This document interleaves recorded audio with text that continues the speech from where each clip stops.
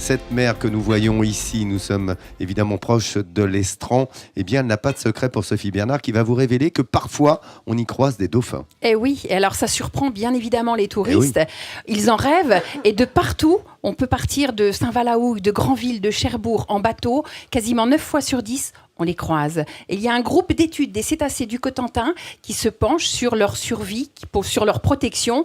On découvre ça tout de suite et on en parle après. D'accord, Découverte. Et c'est parti. Départ du port de Cherbourg pour l'association Le GEC, groupe d'études des cétacés du Cotentin, qui dès que le temps le permet et que la mer est d'huile, sort observer la plus importante colonie européenne de Tursiops. C'est le grand dauphin qui vit chez nous toute l'année. L'association consiste à mener des programmes d'études en vue de la préservation des mammifères marins en mer de la Manche. Ils sont environ 400 individus à sillonner nos côtes. Ils forment 2 groupes, femelles et delphinos d'un côté, mâles de l'autre.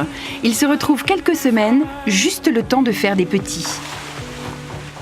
La base du travail, c'est plutôt la photo. Donc ça, c'est plutôt lié au travail de terrain. On prend des photos et après, toute l'analyse des photos dans les bureaux, sur ordinateur. Ce qu'on appelle l'identification. Donc c'est identifier les individus à partir de la photo.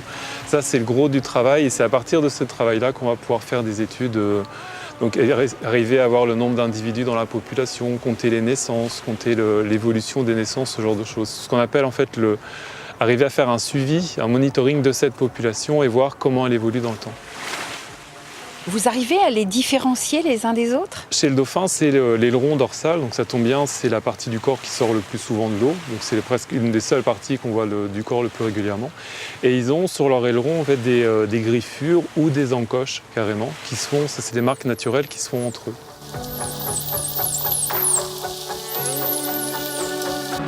Depuis quelques années, on fait des prélèvements de peau sur les animaux. Donc ça permet à des laboratoires de faire des analyses en génétique.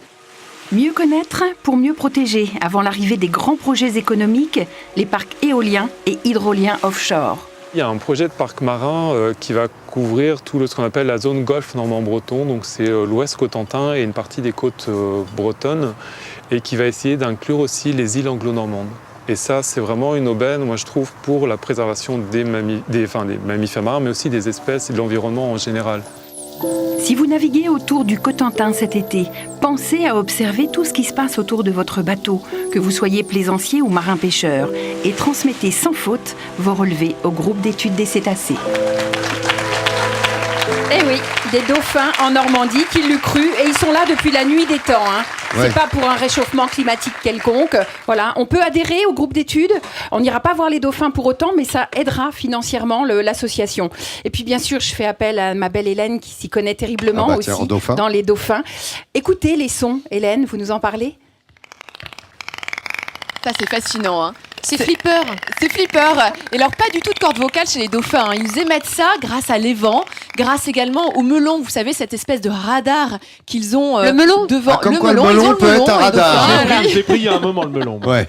Et c'est assez fascinant, ils ont toute une gamme de sons différents et tous ces sons leur permettent aussi, ceux qui ne sont pas perceptibles par l'homme, de faire ce qu'on appelle l'écholocation. Donc en fait, ils émettent des sons qui vont se répercuter sur les objets, sur les poissons, sur un bateau et qui ensuite se répercute, revient sur eux comme un effet boomerang en fait. Un et ils arrivent, ça leur donne la distance. Ainsi. Voilà. Alors ils sont capables de voir une méduse ou bien des poissons qui sont à des centaines de mètres d'eux grâce à cette écholocation.